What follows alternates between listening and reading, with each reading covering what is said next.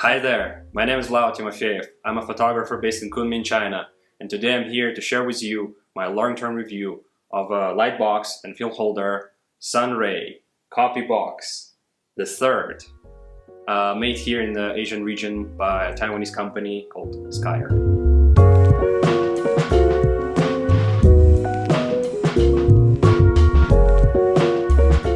I've been using this copy box for about 4 years, and I've done many scans with it, 135 film and 120 film, and I'll be sharing my scans with you along with some B-roll shots of the copy box in use.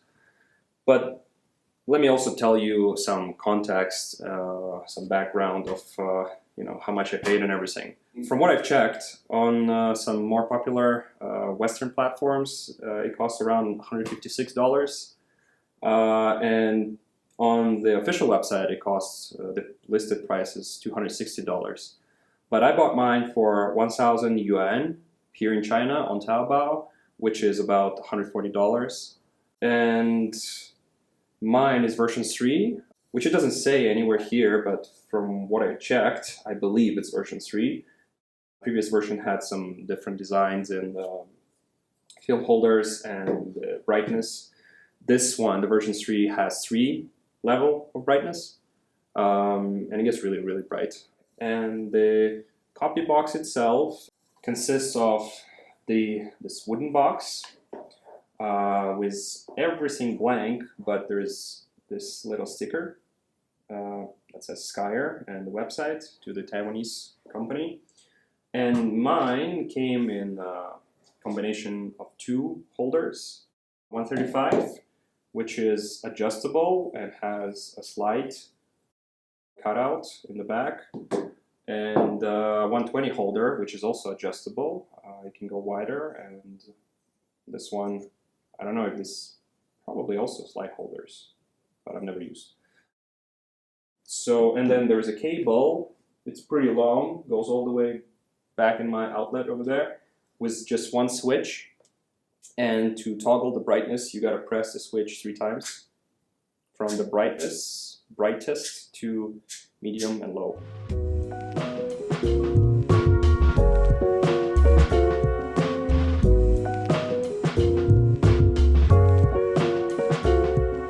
So let me share with you my real-life actual experience using this setup, and I'll start with the pros, the good things. Now, one of the main good things about the setup is the light source. It gets really, really, really bright. The brightness levels are controlled with the switch, and you need to press it 1 time for the brightest mode, which is really blindingly bright if you look at it directly. Then you switch to the medium brightness and the least bright mode. And the light itself is like a light panel inside, and there is like a diffusion layer here, a plastic diffusion layer. It gets really bright. Actually, if you use the brightest mode, it gets hot over time, so I don't quite use it a lot. But the medium brightness gets me into like a f8 ISO, minimum ISO, and maybe 1/60 of a second, which is really nice. It's enough for a tripod use. So the brightness of this box, I'm happy with. Now, the quality of the light is also pretty good. It has high CRI, high TLCI, 90 plus numbers, and it's daylight balanced, 5,600 kelvins, which is also really nice. And if you're not aware, what does it all mean?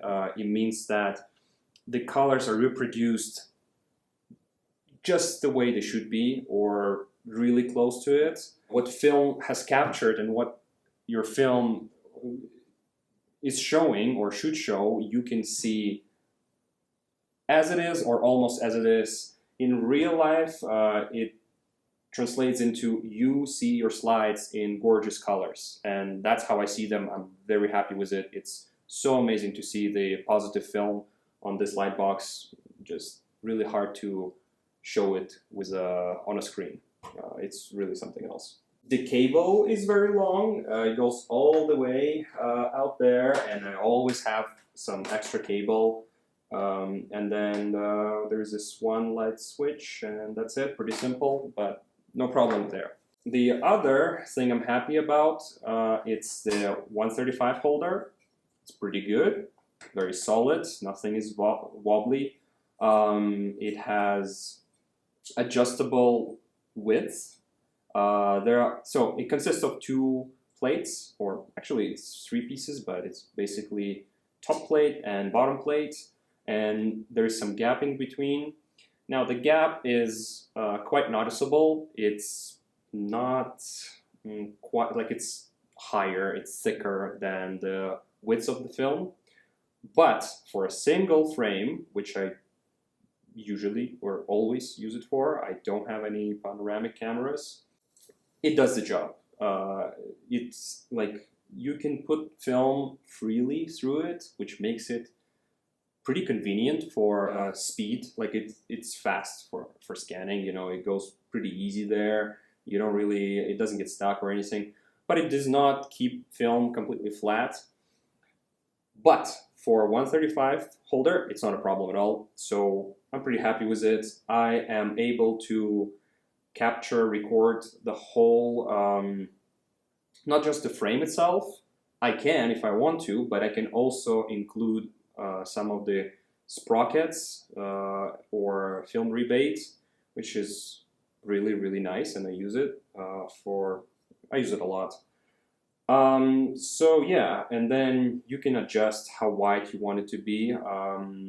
You could do panoramic shots for like Hasselblad X-Band, but I heard it's not the best. It doesn't keep it flat, but for my purposes, one single shot, no problem. So I'm happy. And I guess I should mention the whole, it's this adjustable system on these holders. It is nice. You can have different widths for different, aspect ratios of your negatives. Now that is also nice.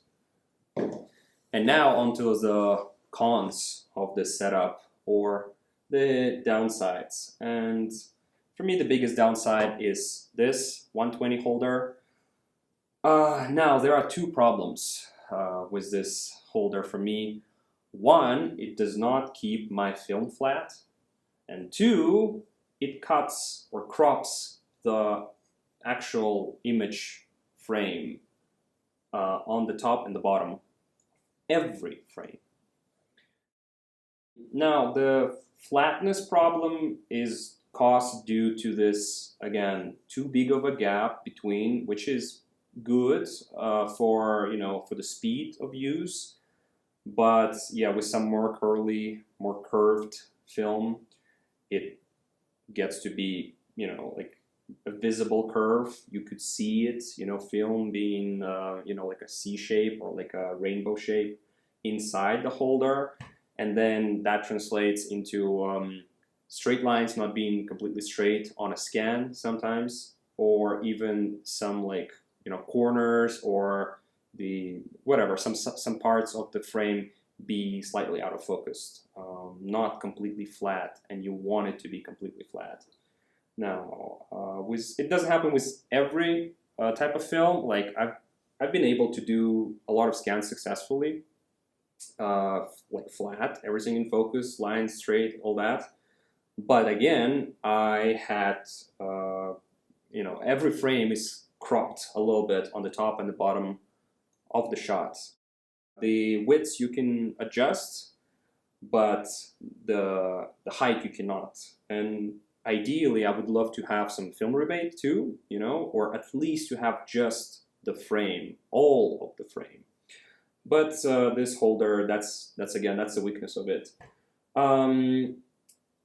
Which I've come up with a plan how to improve this holder, and that will be the topic of my next video.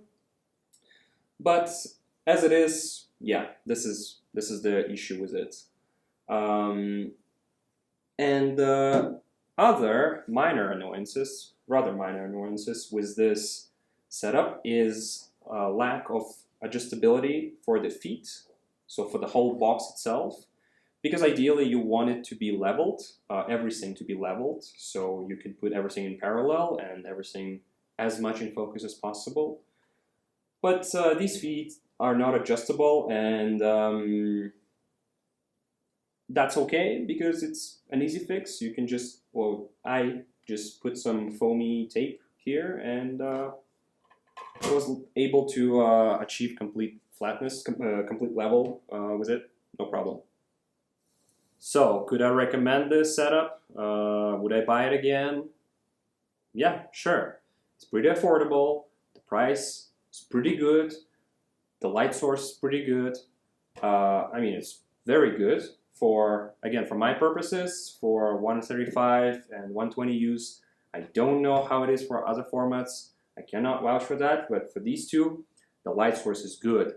The 135 holder is good. It's fine for me. I don't know for panoramas, but for my single shots use case, totally fine. The 120 is usable, but not ideal. Definitely not ideal, and I'm gonna try to improve on that and share with you the results. But yeah, overall in use, this setup is fine. It works pretty good.